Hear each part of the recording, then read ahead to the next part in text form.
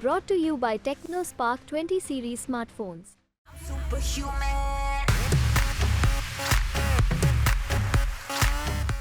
आम आदमी पार्टी के राज्यसभा सांसद संजय सिंह को 6 महीने बाद तिहाड़ जेल से जमानत मिली और वो बेल पर रिहा हुए। सुप्रीम कोर्ट ने 2 अप्रैल को उन्हें दिल्ली शराब नीति केस में जमानत दी थी।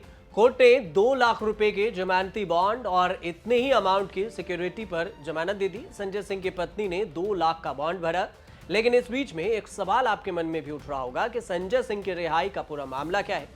जिस तर्क से कोर्ट ने संजय सिंह को बेल दिया, जिसका विरोध ईडी ने भी नहीं कर पाई, ऐसे तर्क देकर क्या बाकी आप नेता जो जेल में बंद हैं उन्हें भी राहत मिल सकती है? क्या वो जेल से बाहर आ सकते हैं? इसी तर्क को पहले समझते हैं। सबसे पहले किस आधार पर संजय सिंह को बेल दिया गया वो आपको बताते हैं। कौन कौन से तर्क दिए गए? सुप्रीम कोर्ट ने संजय सिंह की जमानत के लिए 3 शर्तें रखी। पहला कि वे जेल से बाहर जाकर आबकारी नीति केस से जुड़ी कोई भी बयानबाजी नहीं करेंगे। दूसरा, अपना पासपोर्ट सरेंडर करेंगे। और तीसरा, दिल्ली से बाहर जाने पर जांच एजेंसियों को बताएंगे और अपनी लाइव लोकेशन शेयर करेंगे। ईडी ने भी जमानत का विरोध नहीं किया और पिछले सुनवाई में संजय सिंह के लिए पेश वरिष्ठ वकील अभिषेक मनु सिंघवी ने कहा था कि प्रवर्तन निदेशालय यानी ईडी के मुख्य गवाह दिनेश अरोड़ा ने पहले अपने 9 बयानों में संजय सिंह का नाम नहीं लिया। संजय सिंह को 1.5 साल बाद गिरफ्तार किया गया। सिंघवी ने कोर्ट में यह भी कहा था कि अप्रूवर की गवाही तब तक विश्वसनीय नहीं होती जब तक उसकी पुष्टि न की जाए। 19 जुलाई 2023 को अप्रूवर बने दिनेश अरोड़ा के बयान में पहली बार संजय सिंह का नाम आया।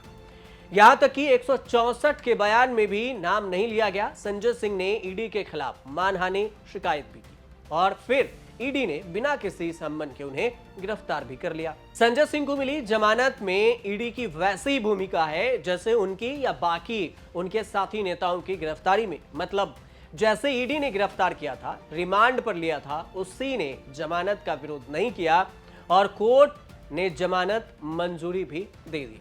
अभी कुछ ही दिन पहले एक अदालत ने मनीष सिसोदिया की जमानत अर्जी पर सुनवाई के दौरान भी बचाव पक्ष की तरफ से वैसे ही सवाल उठाए थे जैसे कि संजय सिंह के मामले में उठाए गए।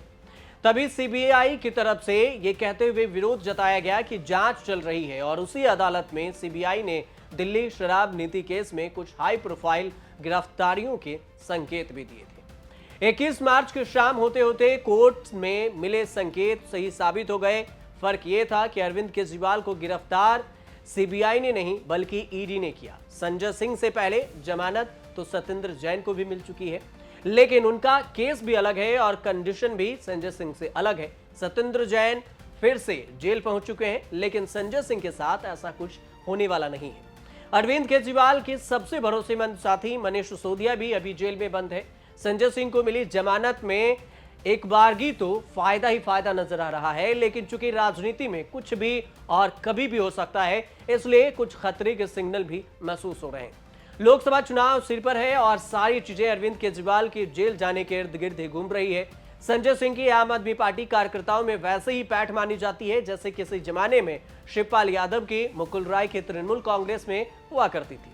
उनके लिए तो ये गुजरे जमाने की बात हो चुकी है, लेकिन संजय सिंह नए जोश के साथ मैदान में उतर रहे हैं।